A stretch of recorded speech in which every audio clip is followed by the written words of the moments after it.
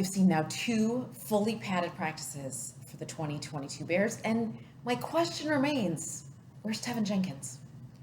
That's been a question for the last 2 training camps, hasn't it, Dan? It has. We are now into the second week of Teven's second training camp with the Bears, and he's made 1 practice, and that was the first practice of this training camp. You obviously remember a year ago, had the back issue that sprung up when he reported to camp, wound up having surgery, didn't return to practice till November, played only a minor role even in the stretch run of a lost season last year, and now he comes back this year with what you know is a wide open competition on the offensive line, an opportunity to show this new regime, this new coaching staff, that he belongs in their plans. And here we are each day that goes by, each day that Teven is not on the practice field, each day that Teven is not in meetings, the further he fades from this team's plans, both short and long term. So what now? What I don't understand is the insistence of one Matt Eberflus that it is something it's something. 100% it's injury. It's 100% injury related, and then all of these little side reports are coming out that they're seeking a trade. They don't want him even in the building. So the when you're getting to know a new head coach and you're wanting to trust what he's telling you, and you're getting mixed messages all the time, it leaves us to continue to dig and to continue to ask, and it continues to remain incredibly mysterious. Well, if you are an organization that is looking to move on from a player that was drafted in the second round, and not only drafted in the second round, the Bears traded up to get him under a previous regime, you want to make people on the outside believe that you've got a guy that they need to have. And casting his status as injury related certainly wouldn't make me as an outside team say, oh, you know what, I'm going to give you another draft pick. That's why I got my questions were raised when they said that people were calling them to seek it to trade for him. Like he's played 6 games. He can't stay on the field. What? That doesn't make any sense. Here's an important distinction to be made here. There's a difference between taking calls on a player and actually getting trade offers on a player, right? So if you're in another organization and you're like, okay, this seems to be an interesting situation, it's worth taking a pulse on, let's call and figure out where the Bears' head is at and what exactly they might be seeking if we want him. That's different than saying, we're going to give you a 6th round pick in 2023 and you're going to send us that player, right? And so that's a different spot on the map, right? And so it'll be interesting to see where the Bears go from here. For a frame of reference, last month, the Bears traded for N'Keal Harry. Right? They traded a 1st round pick in New England who flamed out there, and they didn't just trade a 7th round pick to New England, they traded a 2024 7th round pick, right? So maybe this is something that the Bears have to weigh and say, boy, are we going to get enough in return to get Teven out of our building? Do we want to get Teven out of our building? And if so, are we willing to accept anything? Do they already know that they want him out of the building?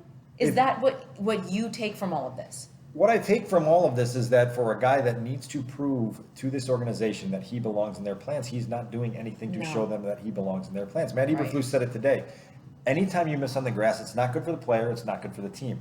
I asked very specifically, has Teven even been in the building the last week? And Matt was very kind of vague, but said, to work with the trainers. Sure. Which is an indicator, right, Dionne, that he hasn't been in meetings, that he hasn't been on the sidelines besides practices to get those mental reps and to do the types of things that injured players often do. We've seen Roquan Smith on the sideline every single day of this training camp. Right? Staying as engaged as he possibly can. He's hurt. right, allegedly, because that's why he's on PUP, right? But he was almost terse about it, too, which made it more, he was so emphatic that made you question it even more. So, I don't know.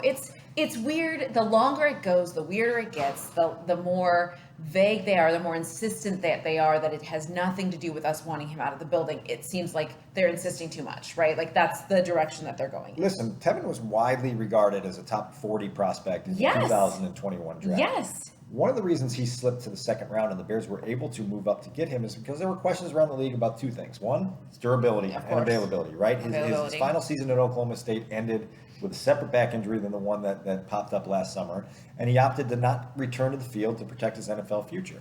There were also questions about how much the game actually means to him. Everybody talks about this nasty edge that Teven can display at times, right? But it's not there consistently. And even Mike Gundy, when he talked to Bears reporters the week of the draft last year, said, yeah, it's in there, but it took us a long time to get it out of him. And maybe Teven doesn't realize what his ultimate potential is as an NFL football player. Maybe Teven doesn't want to realize that potential, right? Maybe this isn't, you know what this league is, the pressure that's attached to it, the cutthroat nature of it. Each person has to go through that experience themselves and decide how much it means to them. And right now, I think this is a test of how much this actually means to Teven Jenkins and what he wants to do. If he goes to a different organization, is he suddenly going to hit a springboard to stardom? Well, I don't think anything we've seen during his year and a half in the NFL tells you any of that. Right. Remember this also as well. The regime that drafted him, which includes Ryan Pace and Matt Nagy, did not believe in him at the end of last season. Right? Didn't. We got to the end of last season, and in week 16, he played 3 snaps in the game against the Seahawks. The next week, if you remember that awful game at Soldier Field, the Bears pummeled the Giants 29-3 in a display of just absolute mediocre football. Teven played 7 snaps in that game. They get to the final game of a 6-11 season under a regime that knows they're out the door at the end of the day, and 39-year-old Jason Peters is starting at left tackle. Yes. These are all things that have to be highlighted on the Teven Jenkins resume to understand that he has not done anything to earn the confidence and the trust of the people he's been around. This is now his opportunity. The clock is ticking, and it's ticking loudly. And he's not here. He's not anywhere to be seen. You know, I think about, though, he's lived a lot of life, right? Like, he had a hard childhood, and he was very close to his dad. Remember, his dad never missed a football game, and his mother passed away. And so he's had a lot of life experience. And maybe you're right. Maybe as he's gotten a little bit older and his priorities have shifted, maybe it doesn't mean the same amount to him. And that's okay. It's just for a team that desperately needs something to hit on the offensive line. That is very telling about where they're at. Well, I was asked earlier if this organization can afford to move on from a guy that was drafted in the second round just a year ago without trying to see everything they can get out of him. And I don't think they have choice. and my thing is you can't afford not to, right? You've got to get a line ready to play in front of Justin Fields, and you can't be saying, what if, maybe not. They obviously have trust in Braxton Jones, a rookie out of Southern Utah, who's now taking first-team reps at left tackle. Larry Borum is still getting first-team reps at right tackle along with Riley Reif. There are openings to be had there, and if guys want them, they'll go after them and get them. If they don't go after them and get them, somebody else will take them from them. Right. And that's just the nature of the NFL. And so we'll see where this whole saga ends. Again, it's hard for me to believe that anyone outside in the NFL is offering up a trade package that is absolutely can't miss, right? Like that the Bears are going to get some haul back for Teven Jenkins. And so ultimately, Dionne, I think the conclusion here that it seems to be headed towards is we've got another highly drafted player by this organization whose time with the organization seems like it's headed for a fizzle out. Right.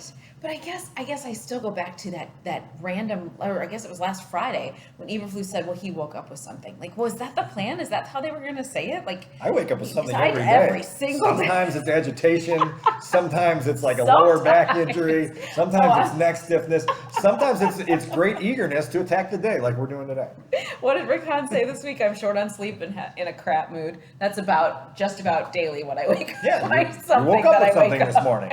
You woke up with something this morning as well. Oh, so we'll see. I mean, it's sad and unfortunate because I really thought this was an opportunity for him to get that fresh start that he needed, and now he hasn't gotten it. But kudos to Braxton Jones, who has not only shown that it's not too big for him, but has taken that stride and that step with humility and maturity, and really tapping into the veterans that are in that room and allowing them to speak into his life and to help him take that step. I love it. You can feel it when you talk to Braxton Jones that he knows what this is, and he knows what the opportunity is, and he knows what he has to put into the opportunity to get out of it what he wants. We'll see where that goes. He's going to get preseason reps to prove it. But right now, again, that's a door that Teven Jenkins helped open for him. Teven Jenkins has also opened up a door on the right side, whether it's at guard or tackle. Other guys are taking reps that he might have been otherwise getting. And that's what it is. And are you looking at, because I keep writing down the line, the O-line, with the starting in front of Justin and kind of seeing who's consistently there. I've seen a lot of Schofield. Yeah. A lot of Schofield. It seems like, that's his job to lose at right guard, for sure. I think they want that veteran presence, that experience, that ability to. I want him there because he's a Bears fan. That's so cool. Hometown kid. A lot of hometown kids on this roster. 4 of them, for crying out loud. Okay.